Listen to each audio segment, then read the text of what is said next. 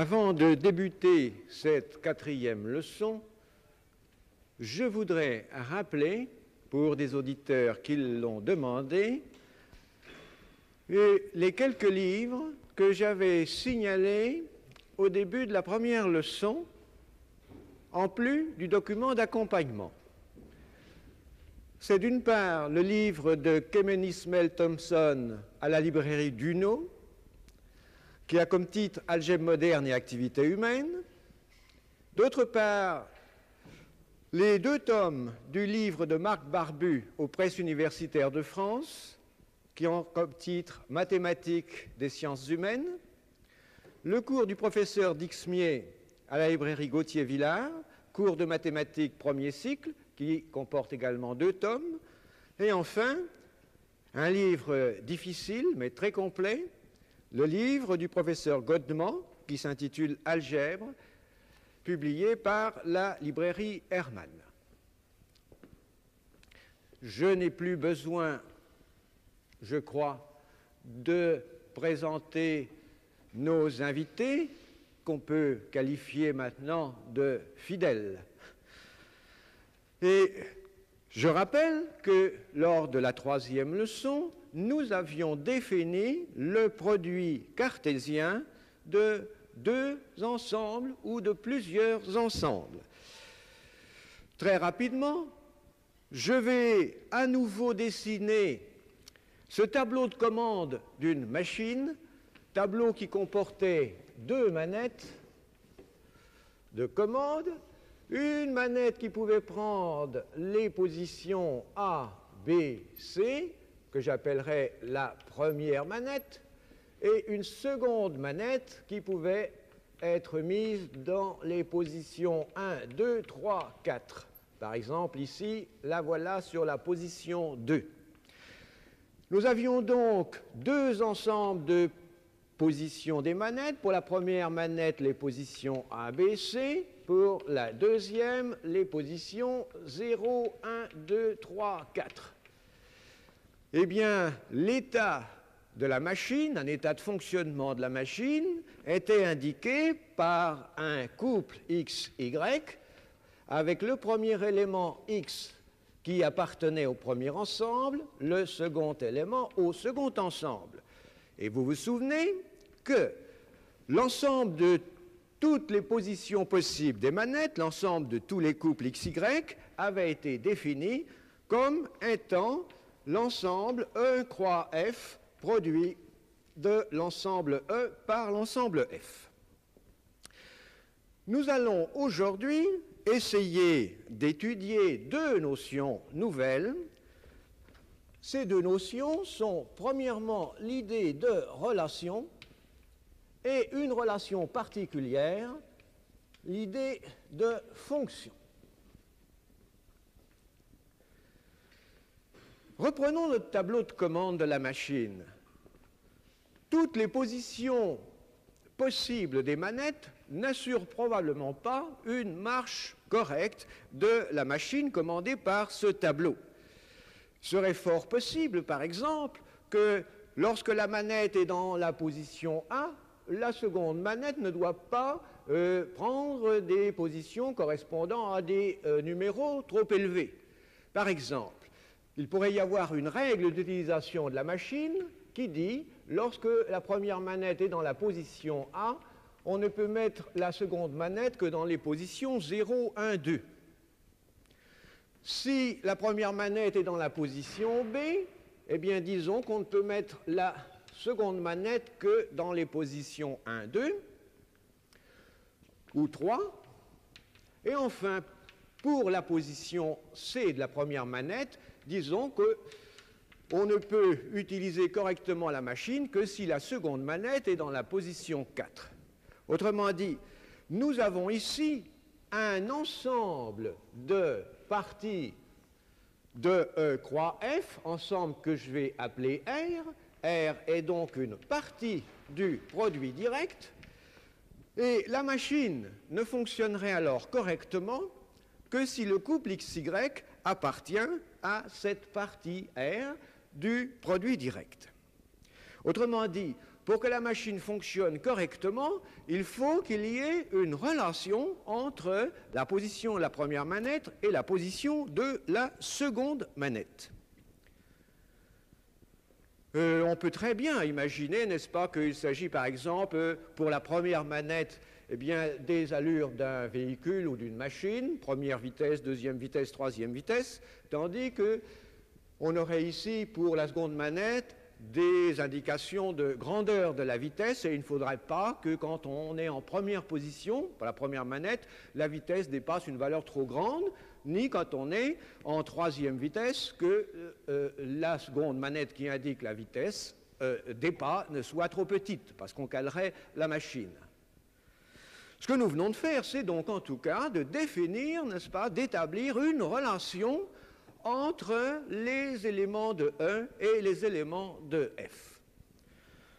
On pourrait représenter le produit direct comme nous l'avons déjà fait, justement en lui donnant le nom de produit cartésien, en marquant ici les éléments A, B, C du premier ensemble E, et puis sur une seconde droite, les éléments 0, 1, 2, 3, 4 de mon second ensemble F.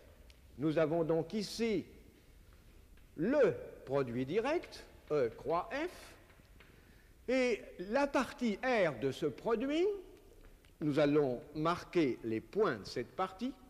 A peut être avec 0, avec 1 ou avec 2, B peut être avec 1, avec 2 ou avec 3, C peut être avec 3 ou avec 4. Autrement dit, voici ici dessinée la partie que nous avons appelée R du produit direct et qui caractérise le bon fonctionnement de la machine. Vous venez de définir une relation comme étant une partie de l'ensemble E croix F. Oui. Alors, est-ce que cette partie R est aussi un produit direct? Autrement dit, la question qu'on me pose est la suivante. Est-ce que toute partie d'un produit direct est également un produit direct? C'est ça. Nous allons y répondre en faisant un petit dessin. Voici ici un ensemble, un premier ensemble E, qui va être représenté par tous les points de ce segment. Un second ensemble F, tous les points également de ce segment. Et par conséquent, j'aurai comme produit direct de E par F tous les points qui seront à l'intérieur de ce rectangle. Si je prends une partie X, appelons-la grand X de E, X inclus dans E, et si je prends de même une partie Y, Y inclus dans F, et je montre ici ces deux parties, je peux faire le produit direct des éléments de grand X par les éléments de grand Y, et je vais effectivement obtenir alors une partie que je couvre ici, une partie qui sera le produit direct de grand X par grand Y et qui sera inclus dans le produit direct EF. Mais toute partie du produit direct n'est pas nécessairement le produit d'une partie de E par une partie de F. Vous voyez, il y a une condition ici, il faut que ça soit en quelque sorte rectangulaire aussi. Sur notre dessin tout à l'heure, la relation que nous avions dessinée, eh bien, pour cette relation, on n'avait pas le produit direct, n'est-ce pas? Vous voyez, il y avait ce contour assez tourmenté qui m'indiquait la partie R du produit direct. Je vais donner un second exemple de relation. On m'a dit à l'instant, vous venez de définir la relation entre E et F. Je ne l'ai pas encore fait. Je vais assez lentement et prudemment. C'est seulement dans quelques instants que nous aurons la définition d'une relation. Je donne pour l'instant des exemples de relations. Et je vais prendre un exemple très frivole qui va être le suivant. Je prends un premier ensemble, E, de jeunes gens. E, ce sont les jeunes gens. Et un second ensemble, F, qui va être constitué de jeunes filles. Eh bien, ces jeunes gens et ces jeunes filles ont fréquenté un bal, et on peut envisager la relation suivante. Un jeune homme a dansé, tel jeune homme a dansé avec telle jeune fille. J'aurai ainsi une relation de E vers F. Si je marque ici, voici des jeunes gens A, B, C, D, et puis ici des jeunes filles, elles ont un nom grec charmant, alpha, bêta, gamma. Pour indiquer les jeunes gens qui ont dansé avec les jeunes filles, nous allons joindre par une flèche, voilà, qui va du jeune homme à la jeune fille, pour indiquer que A a dansé avec alpha. Je vais également montrer ici que A a également dansé avec bêta. Vous voyez que si je dessine encore cette flèche, je vois que B a dansé avec alpha. D a dansé avec alpha, je peux mettre les flèches comme je le désire. Et je définis ainsi une relation entre mes deux ensembles, une relation de E vers F. Vous voyez des choses qui sont dramatiques, gamma, qui n'a été demandé par aucun danseur, et C, qui ne sait probablement pas danser. Au contraire, il semble que alpha soit une bonne danseuse.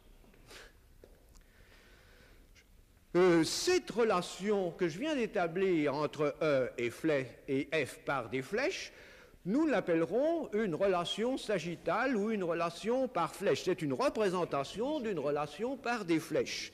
Mais je peux utiliser, c'est ce que je vais faire sur l'autre tableau, je peux utiliser le même dessin que tout à l'heure, à savoir caractériser ma relation avoir dansé par une partie de l'ensemble produit. Je vais donc retrouver ici le premier ensemble, composé donc des jeunes gens A, B, C, D, A, B, C, D, et le second ensemble F, composé des jeunes filles alpha, bêta et gamma. Alors, à l'intersection ici, nous trouvons tous les éléments du produit direct, tous les couples possibles. Mais tous les couples possibles n'ont pas dansé ensemble. Si je regarde mon schéma par des flèches, je vois que A dansé seulement avec alpha et bêta. Je vois que B a dansé seulement avec alpha. Je vois que C n'a dansé avec personne et que D a dansé avec alpha aussi. Par conséquent, la partie, la voilà, voici la partie R de EF qui définit la relation empirique que nous avons constatée entre ce groupe, cet ensemble de jeunes gens et de jeunes filles. Je vais maintenant donner un troisième exemple. Un troisième exemple où les deux ensembles, E et F, vont être confondus. C'est-à-dire, je vais définir une relation dans un ensemble, une relation des éléments d'un ensemble avec les éléments de ce même ensemble. Cet ensemble, je vais toujours le baptiser grand E, et ça va être un ensemble d'individus. On ne va pas en prendre trop pour que la représentation, l'imagerie soit possible. Je vais prendre 4 personnes, A, B, C, on va en prendre 5, A, B, C, D, E. Et la relation que je vais définir de E dans E, ça va être la relation suivante, on va l'écrire tout au long, X connaît le numéro de téléphone, X connaît le numéro de téléphone de Y, ou bien entendu, X et Y sont deux éléments de E. Et ce que j'étudie en ce moment sur un ensemble, c'est donc cette relation, connaître le numéro de téléphone. Nous allons baptiser grand R cette relation, et pour montrer qu'on aura la relation X connaît le numéro de téléphone de Y, on écrira donc tout simplement XRY. Eh bien là aussi, je vais faire le petit dessin qui va m'indiquer effectivement les individus qui connaissent le numéro de téléphone d'autres individus. Par exemple, voici ici cet individu A, il connaît le numéro de téléphone de B. Par conséquent, je vais joindre à B par une flèche qui va de A vers B. Maintenant, je vais faire une petite boucle ici, et vous comprenez tous ce que cela signifie. Ça veut dire que A connaît son numéro de téléphone. Vous voyez que cette petite boucle qui va de A vers A, il est parfaitement inutile de l'orienter. Dessinons également cette flèche qui va de B vers A et qui signifie que B connaît le numéro de téléphone de A. Si je fais une boucle en B, cela signifiera que B aussi connaît son numéro de téléphone. Achevons le schéma. Voici ici A qui connaît le numéro de téléphone de D et D qui connaît le numéro de téléphone de B. Vous voyez que C ne connaît pas son numéro et ni le numéro d'aucune personne de grand E, il en est de même pour E. C'est très probable que E et C n'ont pas le téléphone. Maintenant, vous voyez quelque chose d'assez particulier aussi, c'est qu'il y a un personnage qui s'appelle D, et pour lequel on n'a pas dessiné de boucle, c'est quelqu'un qui ne connaît pas son numéro de téléphone. C'est très fréquent, il y a même des personnes qui ne connaissent pas leur adresse. Bon. Alors, il y a également une chose qui est curieuse, c'est que D connaît le numéro de téléphone de B, mais B ne connaît pas le numéro de téléphone de D. Autrement dit, je peux aller dessiner mes flèches exactement comme je veux. Empiriquement, ça me donnera une relation dans mon ensemble grand E. Et lorsque je fais une flèche de X vers Y, eh bien, ceci m'établira la relation XR, me symbolisera la relation XRY. Je peux bien entendu dessiner également le même schéma de la partie du produit direct. Cette fois-ci, ça sera E par E, n'est-ce pas, puisque le deuxième ensemble est identique au premier. Nous aurons donc ici ce produit direct, c'est-à-dire E2, A, B, C, D, E, et puis de même, A, B, C, D, E, A, B, C, D, E. Nous avons donc ici le produit direct, E croix F. La partie de ce produit direct qui me définit la relation connaître le numéro de téléphone, nous allons la dessiner. A connaît le numéro de A, et connaît le numéro de B, et connaît le numéro de D. B connaît le numéro de A, connaît son propre numéro, et c'est tout. C ne connaît aucun numéro, D connaît le numéro de B, D connaît le numéro de B. C'est la ligne à côté. Ah, ici j'ai marqué en C, oui. D connaît le numéro de B, voilà.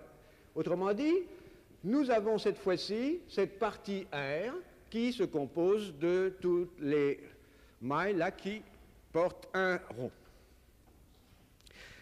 Eh bien, une telle partie R s'appelle le graphe de la relation.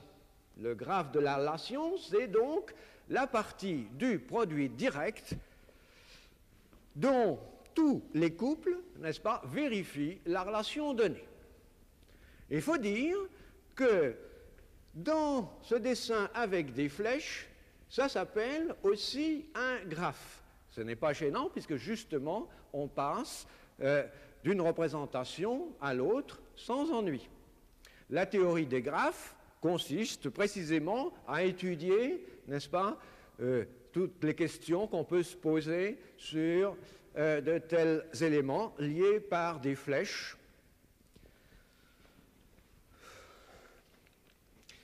Jusqu'à maintenant, j'ai défini des relations, je ne dirais pas concrètes, j'ai eu tort d'utiliser un tel mot dans les émissions précédentes, je dirais des relations empiriques. Et ce que je vais prendre maintenant, c'est des relations définies d'une façon, en effet, plus concrète, c'est-à-dire mathématique. Alors, prenons des exemples maintenant de relations mathématiques. On descend le tableau. Un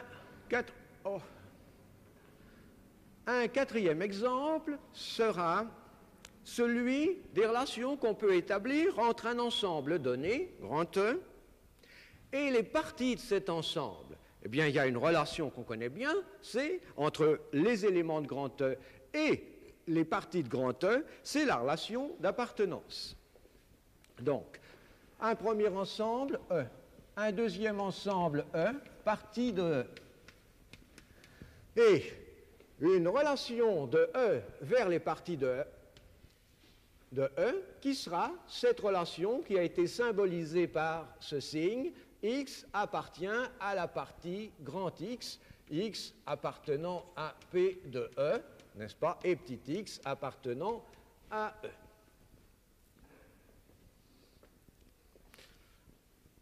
E. Un autre exemple, sur un ensemble donné, E, nous avons depuis longtemps, depuis la première leçon, défini une relation d'égalité. Une relation d'égalité, si je représente mon ensemble E comme les points à l'intérieur de ce contour, alors tout élément est égal à lui-même, c'est-à-dire que la représentation par flèche, ça sera tout simplement toutes les boucles qui iront de chaque élément vers lui-même, sans qu'il y ait d'autres flèches possibles. Il s'agit de l'égalité au sens strict, c'est-à-dire de l'identité, n'est-ce pas, des éléments. Si je représente maintenant sous forme de partie, ma relation sous la forme partie du produit direct, alors prenons, si vous voulez, un ensemble E constitué des éléments A, B, C, D. Nous allons en faire le produit direct par lui-même. Voici ici 1, composé d'A, B, C, D. Voici donc le produit direct. L'égalité, A sera lié avec A, sera en relation d'égalité avec A, B avec B, C avec C, D avec D. Vous voyez qu'ici, on a en quelque sorte un carré et que ma partie du produit direct E2, E croix 1, c'est en quelque sorte les éléments qui sont sur la diagonale du carré. C'est effectivement ce qu'on appelle la diagonale du produit direct. La diagonale d'un produit direct de E par lui-même, c'est donc l'ensemble de tous les couples dont les éléments sont égaux. Prenons encore un exemple de relation que nous avons déjà rencontrée, à savoir la relation d'inclusion. Prenons comme ensemble l'ensemble des parties d'un ensemble donné. L'ensemble des parties d'un ensemble donné, eh bien, étant donné deux parties, grand X et grand Y, il y a une relation possible entre ces deux parties qui est l'inclusion. Prenons encore un autre exemple d'aspect géométrique. C'est le tableau. Prenons le plan considéré comme ensemble de droites. Dans la première leçon, j'avais appelé l'ensemble des droites d'un plan grand pi. Étant donné deux droites d'un plan, on peut définir la relation d'orthogonalité ou de perpendicularité, une première droite D1 perpendiculaire sur D2. Ici encore, la relation est représentée par un symbole.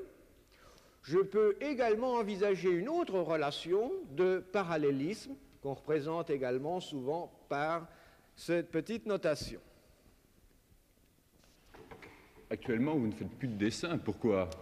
Alors, voilà que je suis en géométrie avec des droites et je serais très ennuyé si on me demandait de faire la représentation par flèche de la relation d'être orthogonale ou même la relation par flèche de cette seconde relation d'être parallèle.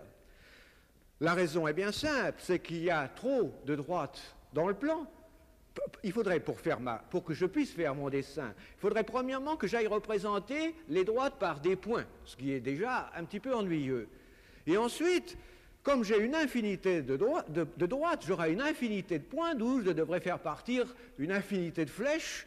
Il est évident par conséquent que les imageries que nous avons données, les imageries de graphes par des flèches, ou dans ce produit cartésien, n'est-ce pas, les parties que nous avions entourées, les points que nous avions entourés pour constituer la partie, le graphe de la relation. Il est évident qu'ici, j'aurais beaucoup de mal à la dessiner. Eh bien, en effet, ce qu'il faut comprendre, c'est que la relation n'est pas donnée par un dessin. La relation est une idée abstraite. Les dessins ont été indiqués pour que l'idée de relation devienne un petit peu plus sensible, mais il faut aller au-delà. Cependant, je vais encore prendre comme dernier exemple l'exemple d'une relation sur l'ensemble des réels grand R qui va pouvoir être représentée géométriquement, dont le graphe va pouvoir être dessiné très raisonnablement.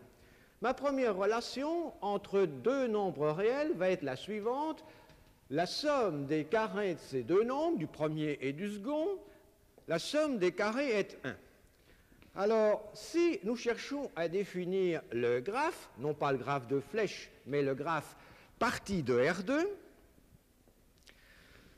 nous allons envisager justement un couple XY comme étant représenté par un point du plan. X2 plus Y2, tout le monde sait, il s'agit du carré de la distance du point M à l'origine, et par conséquent, mon point M ne représentera un point du graphe que s'il est à une distance unité de l'origine, c'est-à-dire si nous sommes sur ce cercle unité centré à l'origine. Ici, voici le graphe de cette relation entre les couples de nombres xy, x2 plus y2 égale 1. Ce graphe, c'est le cercle unité que, malheureusement, je ne peux pas dessiner en entier. Oui ? Est-ce que le graphe, c'est le dessin ou est-ce que c'est le sous-ensemble? Alors ici, c'est la même chose. Nous sommes en représentation, n'est-ce pas? Nous avons comme graphe l'ensemble de tous les couples XY qui vérifient cette relation. Nous faisons correspondre au couple XY un point M. Par conséquent, mon graphe, ça sera l'ensemble des points M pour lesquels la relation sera vérifiée. Donc, ce sont tous les points, le graphe, c'est l'ensemble des points de ce cercle. Je n'ai pas fait ici un graphe par flèche, autrement dit. Bon, eh bien, il serait temps, et nous allons reprendre l'autre tableau, il serait temps de définir, parce que nous ne l'avons pas encore fait, il serait temps de définir ce qu'on entend par relation entre deux ensembles E et F. Bon. Une relation, on va la baptiser grand R initiale de relation. Une relation grand R d'un ensemble E vers un ensemble F. C'est donc, d'après tout ce qui vient d'être vu, et c'est maintenant une définition que je donne, c'est donc une propriété que possèdent certains couples du produit E croix F. Une relation de E vers F, relation que je vais baptiser R, c'est donc une propriété que possèdent certains couples X, Y du produit direct EF. Si ce couple XY possède la propriété voulue, on l'écrira, comme on l'a déjà fait une fois tout à l'heure, XRY. Mais, Oui, je vous en prie. Tout à l'heure, vous avez dit que R était une partie de E croix F. Ah non, attendons-nous. Ici, R est écrit, voyez-vous, de cette façon-là, c'est le nom que porte ma relation. Ah bon, alors il ne faut pas confondre le nom. Alors, tout à l'heure, j'avais également parlé d'une partie R que j'avais écrite justement d'une façon très différente. Ça portait le même nom, R, mais c'était écrit d'une façon très différente.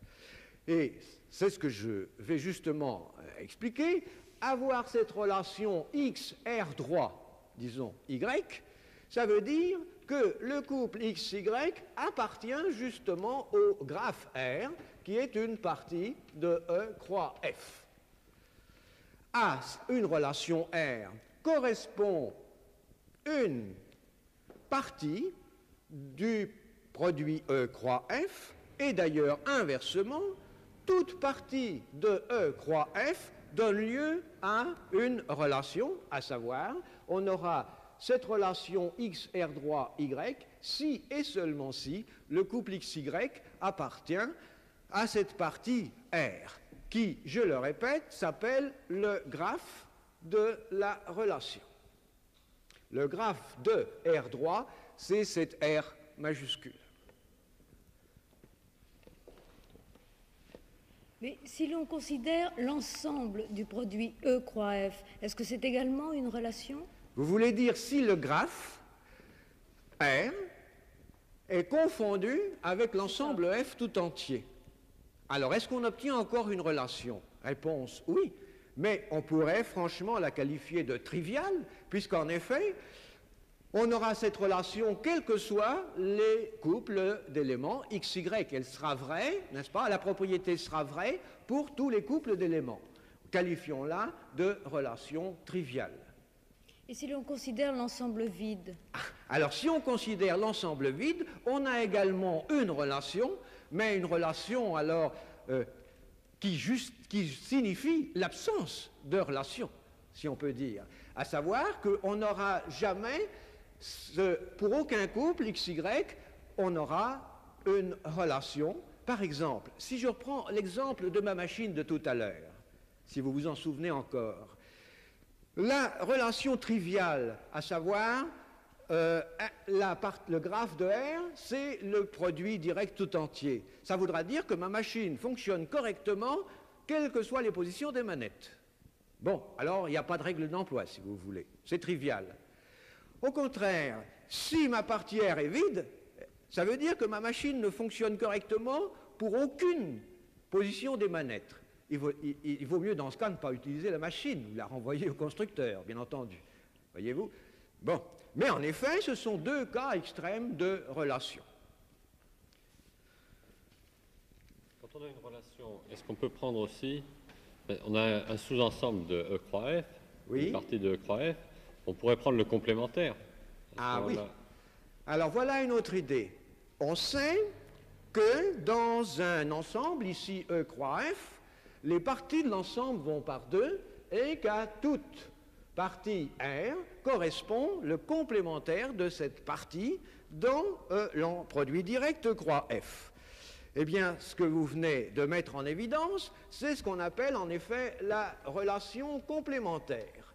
La relation complémentaire, étant donné une relation R, si elle n'a pas lieu, c'est-à-dire si on pourrait l'écrire de cette façon-là, on n'a pas la relation R entre X et Y.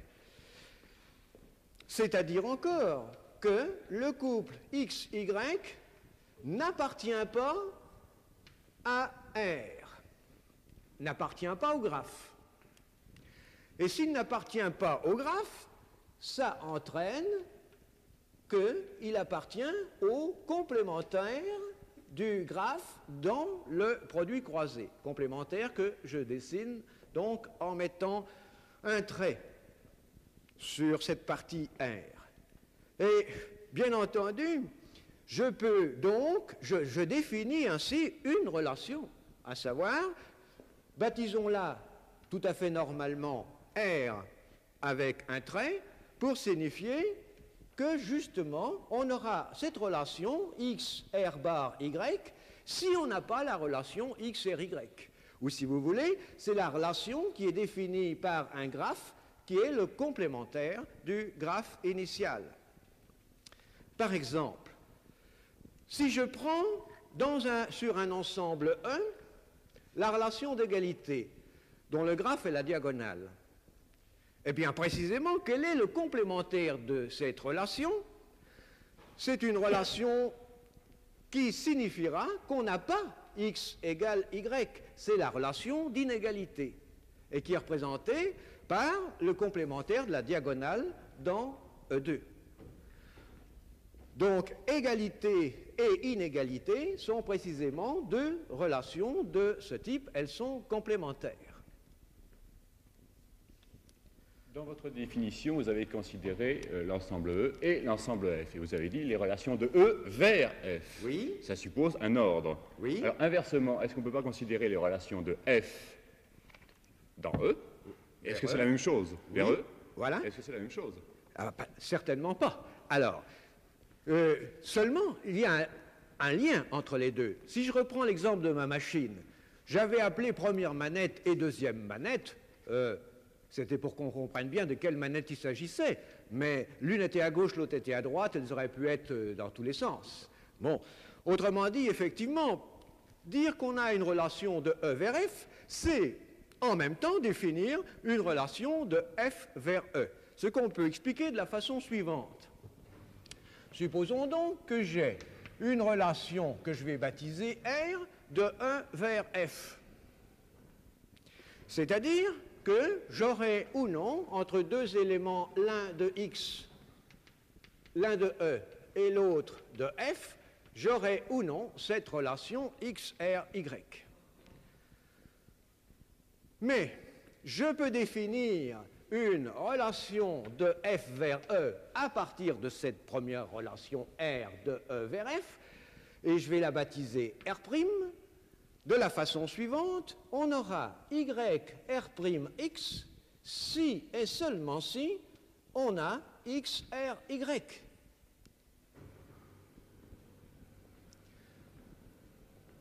C'est-à-dire qu'ici, j'échange en effet entre la position de mes deux ensembles. Ici, Y est élément de F et ici, X est élément de 1, n'est-ce pas? J'ai inversé une relation entre un élément de E et un élément de F, traduit une relation entre un élément de F et un élément de E. Je crois qu'on comprendrait mieux ceci qui est très abstrait si on prenait un exemple. Eh bien, prenons comme exemple la relation inférieure ou égale à définie, disons, sur les entiers naturels. Autrement dit, ici, c'est pas très bon comme exemple parce que justement, mes deux ensembles départ et arrivée vont être les mêmes. Mais cependant, je vais avoir quand même le renversement. Donc, prenons, même dans le cas, voyez-vous, où les deux ensembles de départ et d'arrivée sont le même, cette relation X inférieure ou égale à Y avec un élément du premier ensemble, un élément du second ensemble, va se traduire par une relation en sens contraire, Y supérieur ou égal à X. C'est ce que nous avions écrit ici, n'est-ce pas? YR'X est équivalent, logiquement, à XRY. Eh bien, X inférieur ou égal à Y est logiquement équivalent à Y supérieur ou égal à X. Voilà deux relations qui sont l'une par rapport à l'autre, comme étaient R et R'. Alors on dit que cette relation R' est la réciproque de la relation R. Autrement dit, la réciproque de inférieur ou égal à, c'est la relation supérieure ou égale à.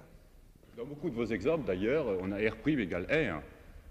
X oui. a dansé avec Y. Ça peut en effet arriver. Il peut très bien arriver qu'une relation soit identique à la relation réciproque. Si je prends justement la relation d'égalité, on sait qu'une des propriétés fondamentales de l'égalité, c'est que X égale Y implique Y égale X. Voyez-vous l'échange, justement, de X et d'Y. Autrement dit, la relation d'égalité est identique à la relation réciproque. C'est ce qui s'appelle la propriété qu'on a baptisée la réflexivité de de cette relation d'égalité. Nous allons reprendre l'autre tableau. Comme exemple courant de relation dans l'entreprise, l'affectation d'un représentant à la vente d'un article, c'est bien une relation que l'on établit dans le produit direct des articles vendus par cette entreprise et des représentants qui travaillent pour elle. Oui. Et alors là, on a tel représentant, Pierre, vend ou représente des chaises. Oui. Pierre représente des armoires, c'est bien une relation. Et la relation inverse, l'armoire est vendue par Pierre ou la chaise est vendue par Pierre. Exactement. Le complémentaire, ce sera ne vend pas ou n'est pas vendu. Donc c'est un exemple qui illustre ces quatre... C'est tout à fait correct. Avant d'aborder la seconde partie qui concerne les fonctions, je voudrais faire un petit calcul en prenant des relations définies sur des ensembles ne comportant qu'un nombre fini d'éléments. Je prends donc un ensemble 1 de cardinal n, c'est-à-dire composé de n éléments. Un ensemble f de cardinal p. Combien existe-t-il de relations distinctes de E vers F? Voilà le problème. Eh bien, nous savons qu'une relation est entièrement caractérisée par une partie R du produit direct E croix F. Autrement dit, savoir combien il existe de relations R entre E et F, c'est déterminer combien ce produit E croix F a de parties. Deux parties différentes donnant lieu, bien entendu, à deux relations distinctes. Or, nous avons remarqué que le cardinal de E croix F, c'est le produit NP. Par exemple, dans le cas de ma machine, où j'avais pour la première manette 3 positions possibles, n égale 3. Pour ma deuxième manette, 5 positions possibles, 0, 1, 2, 3, 4. Alors, il y avait un nombre d'états de mon tableau de commande qui était 3 fois 5, 15. Eh bien, combien un ensemble qui a NP éléments possède-t-il de parties? C'est une question, un petit problème que nous avons fait. Lorsqu'un ensemble a grand N éléments, le nombre de parties est 2 puissance grand N. Par conséquent, ici, nous avons 2 puissance NP éléments, 2 puissance NP relations possibles. Par exemple, dans le cas de notre machine, ceci nous donne 2 puissance 15 règles d'emploi possibles, 2 puissance 15, c'est-à-dire 32 768. Pour une machine aussi simple, c'est considérable. Évidemment, ce nombre comprend justement les deux cas extrêmes d'une règle où la machine ne fonctionne jamais, c'est vous, mademoiselle, qui avez inventé cette machine, ou au contraire, d'une règle où la machine fonctionne dans toutes les positions. Prenons maintenant le cas particulier d'un ensemble E, des relations sur un ensemble E. Si je prends donc E égale F, j'aurai 2 puissance n fois n, c'est-à-dire 2 puissance n2 relations possibles. Exemple, si je prends un ensemble ayant seulement 3 éléments, P, M et E, eh bien, pour cet ensemble ayant 3 éléments, j'ai 2 puissance 9, c'est-à-dire 512 relations distinctes possibles. C'est à peine croyable. C'est très élevé, n'est-ce pas, comme nombre de relations sur un ensemble de 3 éléments. Eh bien, une relation qui peut être ou non, nous allons considérer cette relation X, M, Y, si vous voulez, de toutes les façons possibles. Par exemple, on peut ou non l'avoir entre P, qui est le père, bien entendu, M, qui est la mère, et E, qui est l'enfant. Vous voyez que dans une famille, cette relation ces relations d'amour entre les éléments de la famille et les individus de la famille eux-mêmes, ça nous donne lieu à 512 scénarios possibles. C'est donc, il y a de grandes possibilités de romans feuilletons. Par exemple, vous avez le père qui s'aime. Et comment peut-on aimer quelqu'un si on ne s'aime pas soi-même? Vous avez la mère qui aime l'enfant, l'enfant qui aime le père qui aime la mère. Mais vous voyez, c'est une famille qui n'est pas très heureuse sans doute. L'enfant n'aimant pas la mère, le père n'aimant pas l'enfant ne s'aimant pas lui-même, ça c'est très dramatique. C'est à peine croyable. Et la mère qui ne s'aime pas elle-même non plus. C'est pas une famille très heureuse, ça.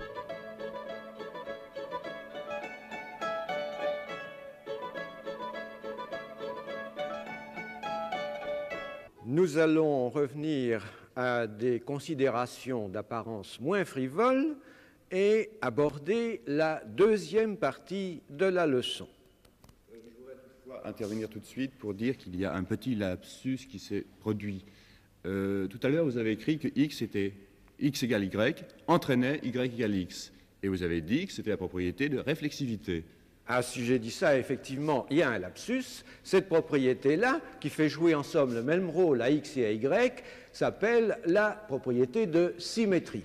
La réflexivité, c'est lorsque l'on écrit, par exemple, x égale x. C'est quelque chose de différent.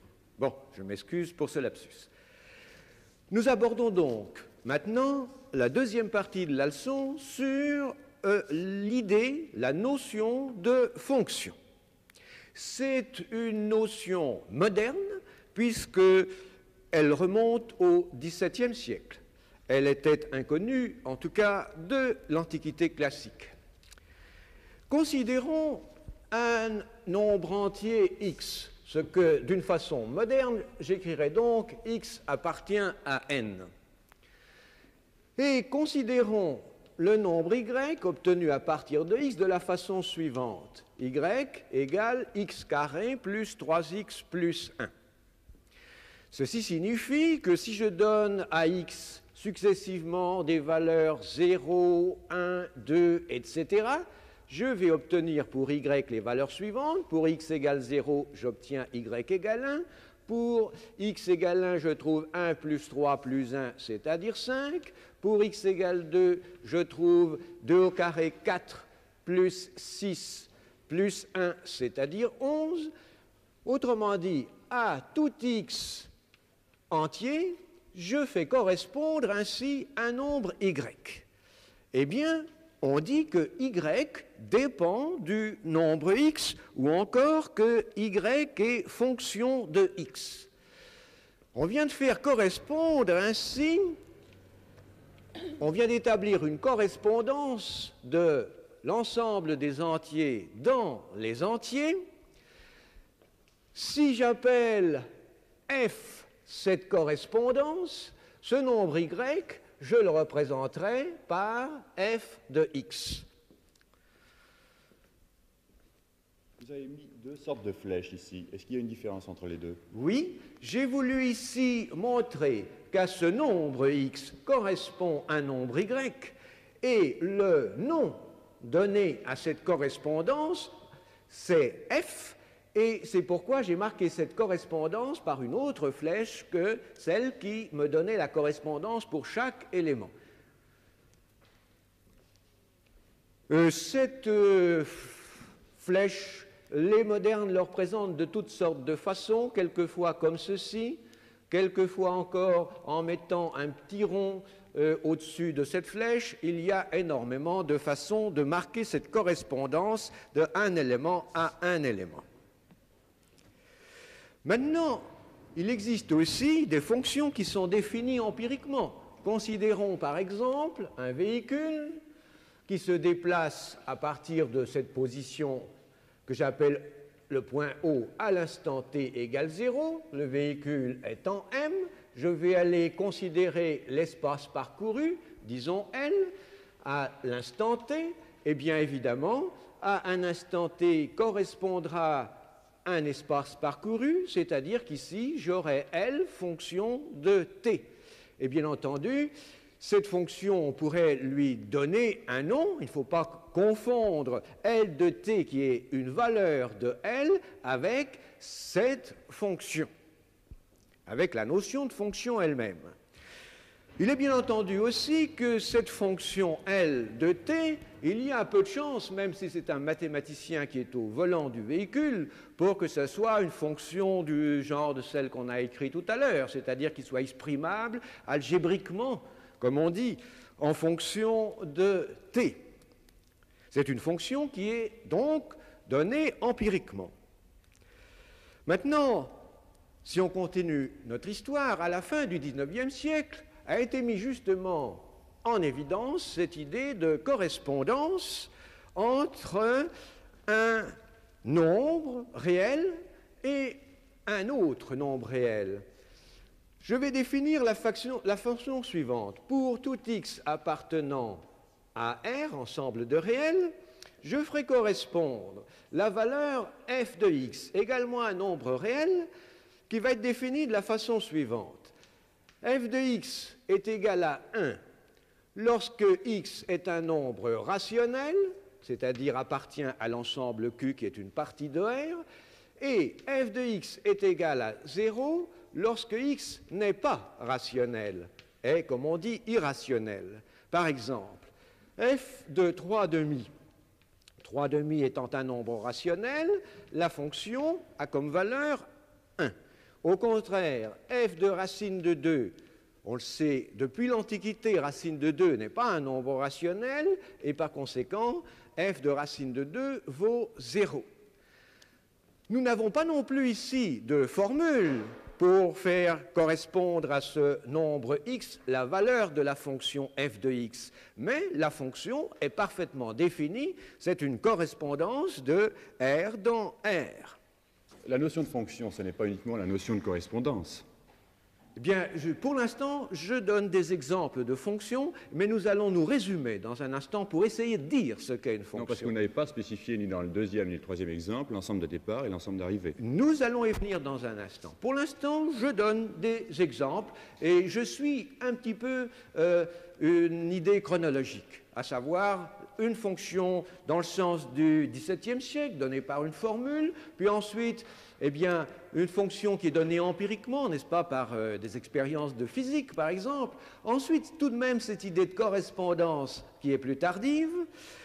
Et maintenant, je vais encore donner un exemple d'une fonction où, justement, l'ensemble de départ dont vous venez de parler, ça va être les couleurs que peuvent prendre un témoin qui est mis dans un four afin d'en évaluer la température. La température sera justement une fonction de la couleur. Si j'appelle grand T la température, elle sera une fonction de la couleur. Si je veux utiliser l'imagerie ensembliste, je serai amené à faire le petit dessin suivant. Ici, j'aurai l'ensemble de départ E, dont il vient d'être question à l'instant, qui sera l'ensemble des couleurs possibles. Et puis, à chaque couleur correspondra alors une température. Ici, on aura l'ensemble des températures. Eh bien, c'est maintenant que je vais en effet essayer d'aller sortir de tous ces exemples la notion générale de fonction. Considérons donc deux ensembles, grand E et grand F. Une fonction de grand E dans grand F fera correspondre précisément à tout élément de l'ensemble de départ, grand E. Alors appelons X un élément quelconque de E. À tout élément, on fera correspondre un ensemble, un élément Y de l'ensemble d'arrivée grand F. Et la fonction C, cette correspondance qui à tout élément de E fait correspondre un élément de F, l'élément Y qui correspond à X, on le notera F de X. Je vais prendre le deuxième tableau, s'il vous plaît, pour réécrire encore tout ça. J'ai donc deux ensembles, un ensemble de départ, grand E, un ensemble d'arrivée, grand F. Et ma fonction, qui est cette correspondance de E dans F, ce qu'on écrit aussi de la façon suivante, en mettant le nom de la fonction au-dessus de la flèche. Cette correspondance me donne, pour chaque élément x qui appartient à 1, un élément y que je note f de x, c'est la valeur de la fonction, et cet élément appartient à grand F. D'après cette définition que vous devez donner et ce schéma, on a l'impression que la fonction est une simple relation. Eh bien, si nous regardons en effet l'image qui a été donnée tout à l'heure, je vais la redessiner ici, à savoir, j'ai cet ensemble de départ grand E et cet ensemble d'arrivée grand F. Nous voyons des flèches qui vont de E vers F. Et c'est ce que vous voulez dire, mademoiselle, des flèches qui vont de E vers F, ça nous définit une relation de E vers F. Par conséquent, c'est tout à fait vrai, une fonction, c'est une relation. Seulement, ce n'est pas n'importe quelle sorte de relation. C'est une relation particulière. Donc, pour avoir une fonction, effectivement, je dois prendre un ensemble de départ grand E, un ensemble d'arrivée grand F, et j'aurai effectivement une relation de E vers F qui sera donnée, comme on l'a vu, par le graphe, c'est-à-dire par une partie de EF. Mais ici, ce graphe doit avoir des propriétés particulières pour correspondre aux idées que l'on vient d'essayer de mettre sur pied. On doit en effet il doit se passer la chose suivante. Pour chaque x appartenant à l'ensemble de départ, il doit exister un élément y de l'ensemble d'arrivée, de telle sorte que le couple x-y appartienne au graphe de la relation. Ce n'est pas tout. Il faut que pour chaque x, il existe un y et un seul. Y est unique. Ce qu'on peut écrire de la façon suivante. Si vous avez x, y qui appartient à grand R, et si vous avez x, y' qui appartient également à grand R, ceci doit entraîner que y est égal à y'. Autrement dit, voici les deux conditions que doit vérifier le graphe grand R de la relation pour que cette relation soit une fonction, ou si vous préférez, pour que ce soit une relation fonctionnelle, que la relation de E dans F vers F me donne une fonction de E dans F. Maintenant que j'ai acquis cette idée générale de fonction, je vais en redonner un autre exemple, à savoir, je vais prendre ici comme ensemble de départ, un ensemble qu'on a un peu négligé ces temps-ci, l'ensemble des auditeurs. Et comme ensemble d'arrivée, je vais prendre l'ensemble des nombres depuis 1 jusqu'à 150. Je vais définir la fonction d'âge de chaque auditeur, de l'ensemble des auditeurs, en faisant correspondre à tout auditeur son âge. Évidemment, j'ai bien défini une fonction, puisque tout auditeur a un âge et un seul.